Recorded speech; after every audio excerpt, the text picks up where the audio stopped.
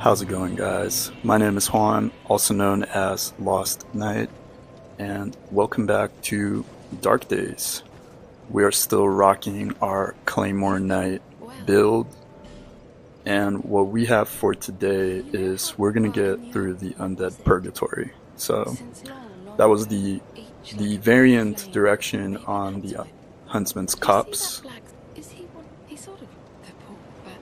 Say we trigger her dialogue for the blacksmith, and it seems that she's also hollowing as well. She doesn't seem to remember him or recognize him because Lenegrast is fully hollowed. But yeah, we're gonna get rid of that Undead Purgatory. The boss that we're gonna fight has an interesting mechanic. Usually, you have to kind of traverse the boss arena to a certain point, and then you can engage with the boss in combat. But I've actually never done the way that we're gonna take on them this time, which is a, a slightly more boring way, but I've never tried it, so I just want to try it out for this instance that we're gonna do before we head over there. But before we do that, we're gonna take care of a little bit of business we have here, which is down there. Got a little surprise for you guys.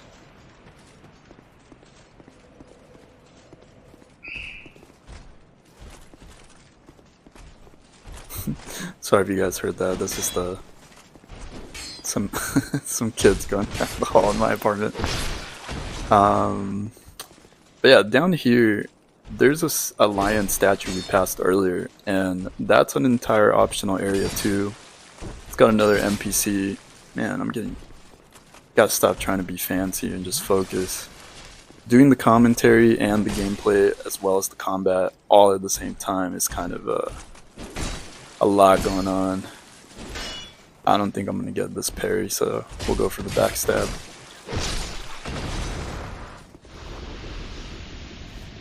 Alright.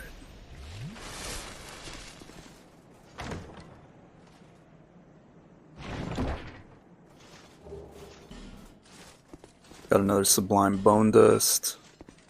And we have a cool item we're about to get right here. Another one of the Black Knight weapons. I think it's here. Oh yeah, there it is. And my main weapon on my first DS1 playthrough, the Black Knight Halberd. I think to get out, we have to make this jump, so I don't think the way back can go this way, right? No, it has to be that way. Okay. Alright, you know me with jumps. Let's see if I... Perfect. Okay, and then here, that little room we passed right there on the right, we've talked about it before. It's this poison pool with corrosive liquid and a bunch of basilisks. And we see that NPC over there, who will be pretty important later. But this guy, he is the one that we want to take care of. Oh man, I guess we don't have a fragrant branch. Okay. Well, alright, we'll come back when we do have a fragrant branch, and we'll do this section then. I really should check before I start with the whole commentary, huh? It's alright. This is more for fun than anything else. Alright, so yeah, let's get through this Undead Purgatory.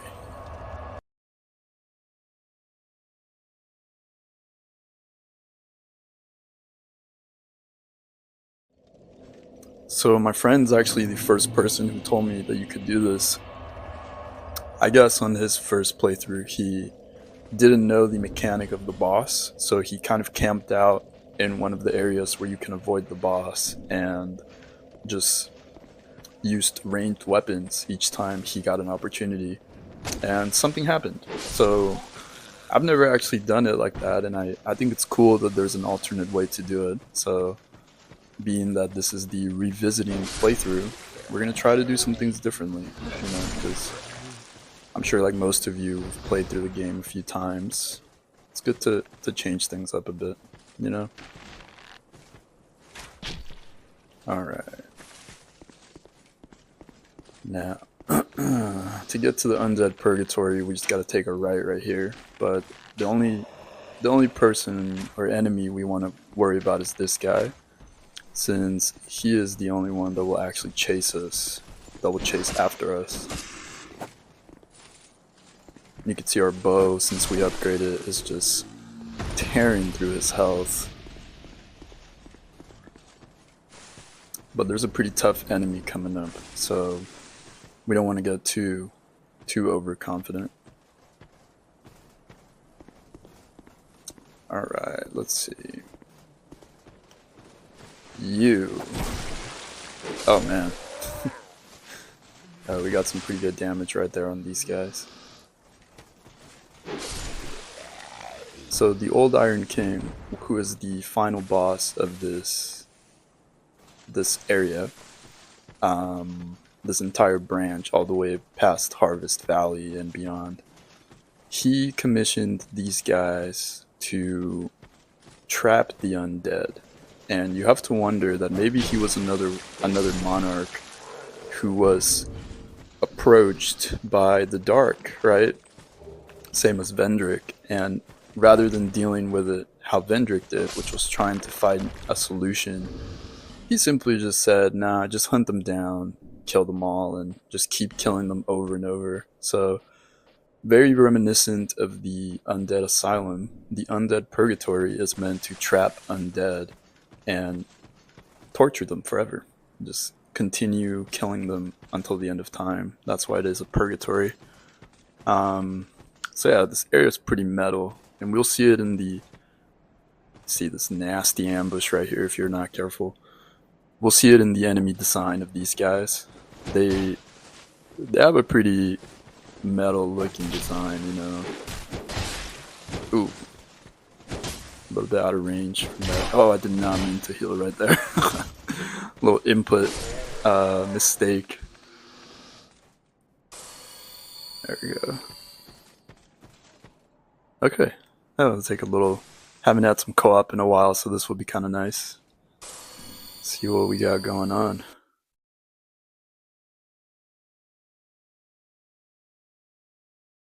It's always good to get a little bit of multiplayer going, you know. The game can feel pretty dreary and solitary when you're just going through it.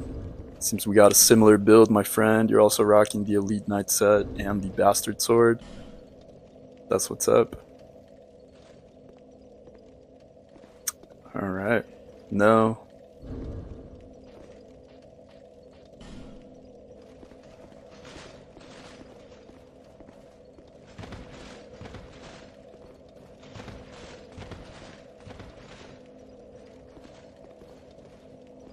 Seems he has the Lost Sinners headgear. I'm not sure what you're trying to do, bud. Trying to wait for another phantom or something?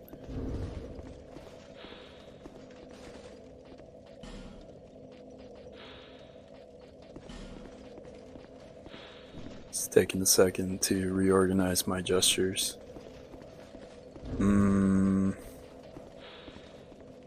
I think our host is trying to summon another phantom. Maybe he wants to have two as he goes through this area, so just wait and see what he wants us to do.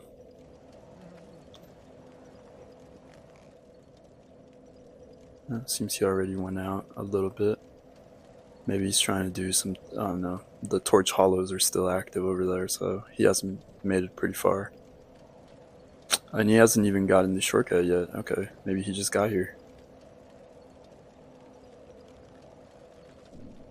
Oh, he used a black separation crystal on us. Maybe he didn't like us that much.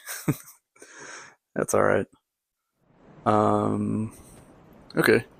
Anyways. Back to what we were doing. I'm still online, I think. I don't think it was my internet or anything. Anyways, alright. So yeah, we want to proceed kind of carefully through here, so we can draw these guys out one at a time. We can see our damage is tearing through them pretty easily. One at a time, this is very doable. Damn, 1913, that's crazy. But if we were to just run through here willy-nilly, we might trigger all of them. And all of them at once is... You can see their hits stun us per hit, so... Yeah, we want to try to avoid that. And we got one more. Oh wow, I thought he was in range.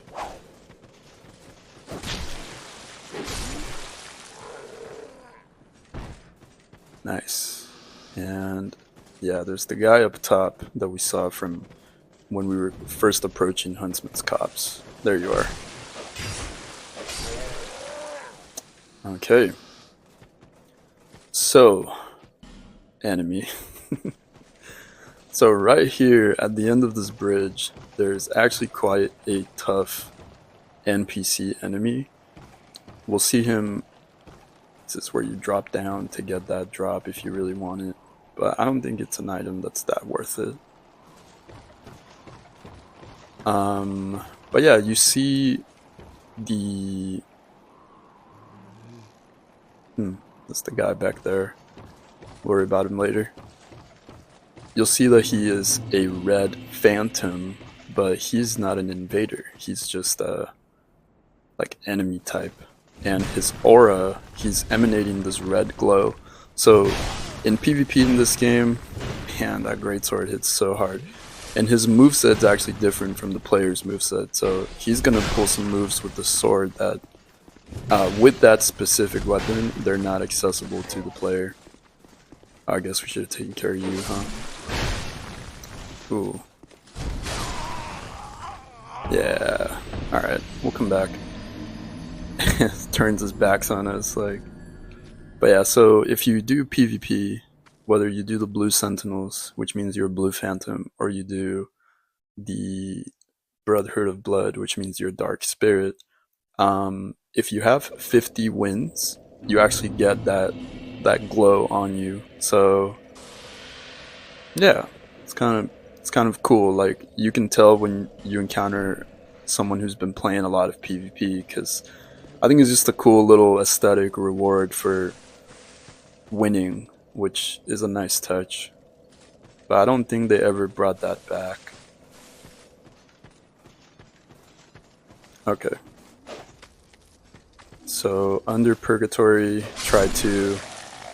And that sword, that great sword wielding enemy always gives me trouble, man. He hits so hard, and the armor he actually has the Dranglake helmet, which is not available to us yet. He has one of the two wall shields.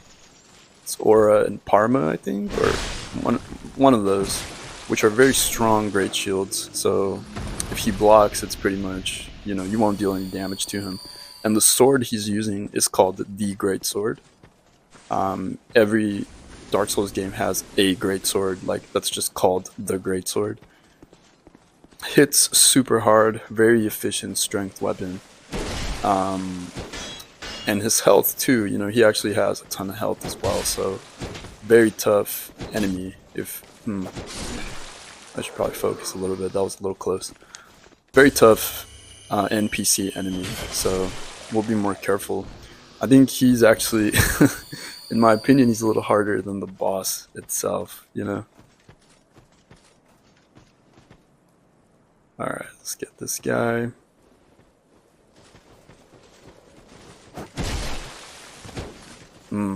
Couldn't poise break him since he had already started his attack animation.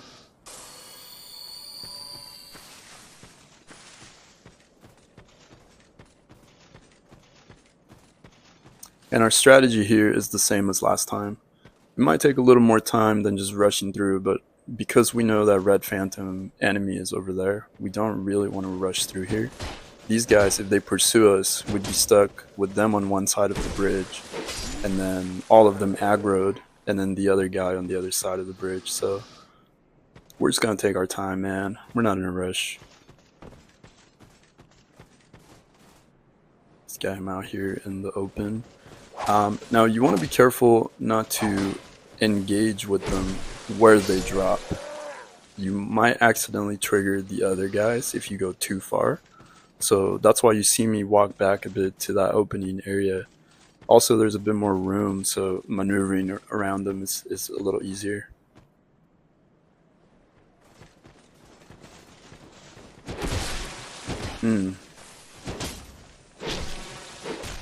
Nice counter damage right there, 374.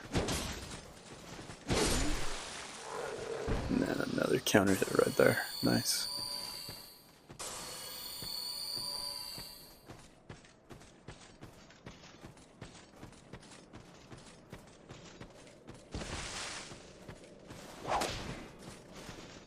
I think the other whip user he won't trigger until you get close to the bridge, because he's meant to attack you from behind. You're not supposed to see him, and then you walk up the bridge and you end up stuck between the red phantom enemy and this guy. But we know he's there, so...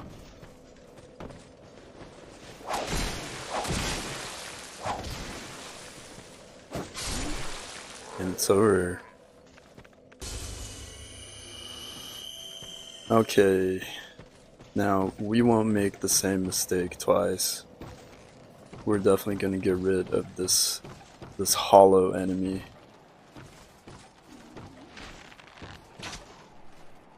Oh my god. There we go. And I think he's the only one. Okay. The item right there. And then no item on the left. You gotta get... Oh hey, forgot about you. It's quite a ballsy jump right there, especially after collecting all these souls and fighting this red phantom enemy. Alright, round 2 baby, let's do this. Probably don't want to be on this narrow bridge. You can see his two-handed attack will actually knock you back, so yeah, not fighting him there where you are prone to falling over. Alright. Nice dodge right there. See if we can guard break him. Yep. And we got the counter hit.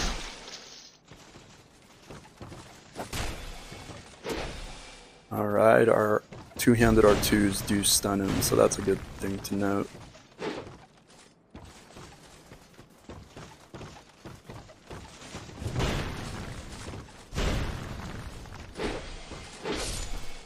Got him. Alright, now we got 16,000 souls. Do we risk it?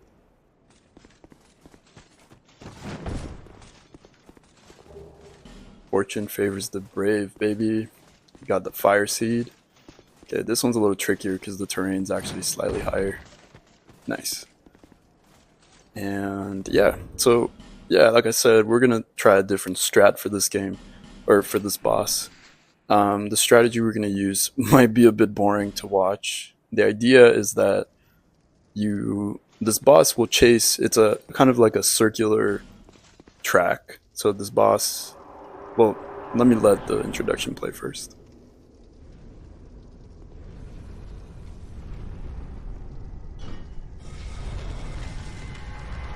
Be free, my master. Blah.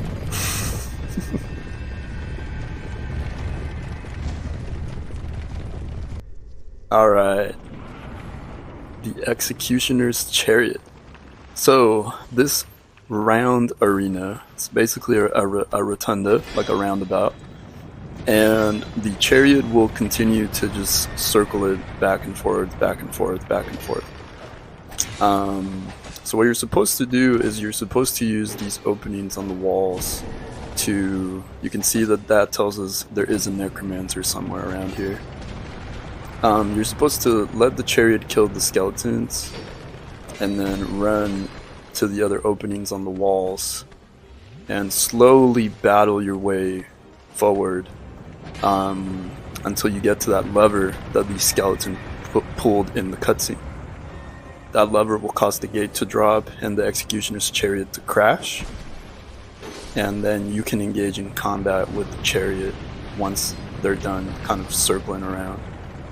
But the strat that we're going to use, actually, we're just going to hang out right here, and we're just going to range battle this guy, because supposedly if you get this boss down to a certain percentage of their health, they'll actually crash, and there's a jump that they have to make. Part of the path that we can't see, there's like a gap where they have to jump, and they'll actually crash, they'll miss that jump, and then you can instant kill them.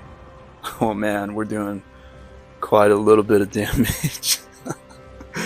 Alright, we'll speed this up so you guys don't have to sit through this whole process, but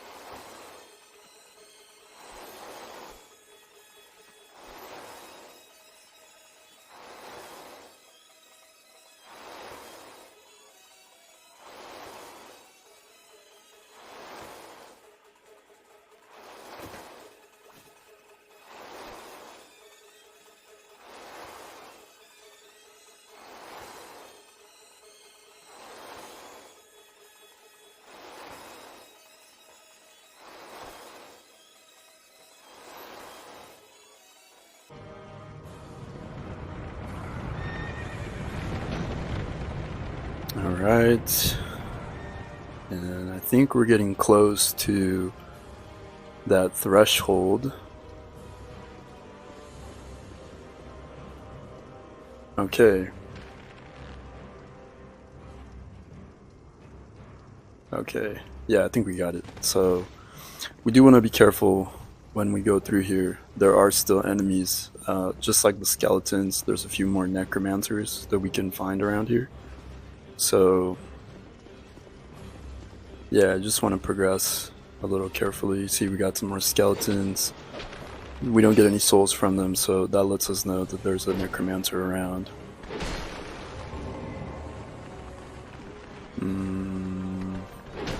Oh, we got parried by him. I was too busy looking at the other one to look at his stance. Okay, yeah, we don't want to die to these mobs. Not after all that. Don't want to redo all that. That was pretty tedious. Oh, wow, okay, yeah. I've never actually seen that. So he misses the jump, and then he's kind of stuck here. Oh. It just goes down just like that, huh? Alright, and the skellies are still here, so we probably want to get rid of this guy first. That's super cool, actually. I'd never seen that animation. Yeah, pretty cool. Alright guys, this has been this episode of Dark Days. Thank you guys so much for watching the series, and I'll catch you guys on the next episode.